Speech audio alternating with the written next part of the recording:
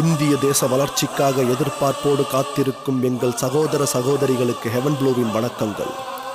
ஊழலுக்கு எதிராக யார் யாரோ நடத்திய போராட்டங்களை கண்டு மெய்சிலிர்த்த என் மக்களே, கருப்பு பணத்தை ஒழிக்க வேண்டும் என்று பல திரைப்படங்களை பார்த்து கைத்தட்டி விசிலடித்து என்ன படம்டா என்று உச்சி முகர்ந்த என் மக்களே, என்றோ நடந்த சுதந்திர போராட்டத்தை நினைத்து பெருமை கொண்டு மெய்சிலிர்த்த என் மக்களே, இதோ இன்று ஒரு சுதந்திர போராட்டத்தை நாம் போராட வேண்டியுள்ளது. ஆம், கருப்பு பணம், த பிளாக் மணி.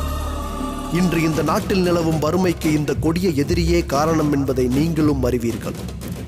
இந்த எதிரியை ஒடுக்க நம் பாரத பிரதமர் நரேந்திர மோடி அவர்கள் எடுத்திருக்கும் முதல் முயற்சியே இந்த 500 ரூபாய் 1000 ரூபாய் நோட்டு தடை செய்தது.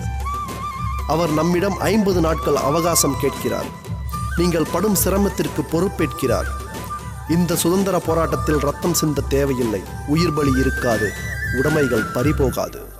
நம் உணவிற்காக உழைத்த எந்த ஒரு விவசாயியும் ஏடிஎம் வாசலில் இன்னும் வந்து நிற்கவில்லை. காரணம், வங்கியின் வாசலில் நிற்கும் அளவிற்கு அவனிடம் எதுவும் இல்லை. இந்நிலை மாற வேண்டும் என்பதே நம் அனைவரின் ஆசை. யுத்தகலத்தில் போராடும் நம் இந்திய போர் வீரர்களை ஒரு முறை நினைத்து பாருங்கள். இலவச சிம் வாங்குவதற்கும் ஐபோன், சிங்கர் ஷோ ஆடிஷன், இலவச டிவி, மிக்சி கிரைண்டர் வாங்குவதற்கும் மைல் நீள வரிசையில் காத்திருக்க முடிந்த உங்களுக்கு நம் நாட்டுக்காக ஏடிஎம் வரிசையில் நிற்க சிரமமாக உள்ளது எங்களுக்கு வருத்தம் அளிக்கிறது. ஒரு மிடில் கிளாஸ் மனிதனின் கேள்வி என்ன? கருப்பு பணம் வைத்திருப்பவனுக்கு தானே இந்த கவலையெல்லாம். நான் ஏன் கியூவில் நிற்க வேண்டும்? அதற்கு பதில் நம் நாட்டிற்காக போராடும் இராணுவ வீரன் தருவான். பாகிஸ்தான் வீரனுக்கும் எனக்கும் என்ன தொடர்பு? நான் ஏன் உங்களுக்காக என் தோளில் குண்டடிபட வேண்டும்?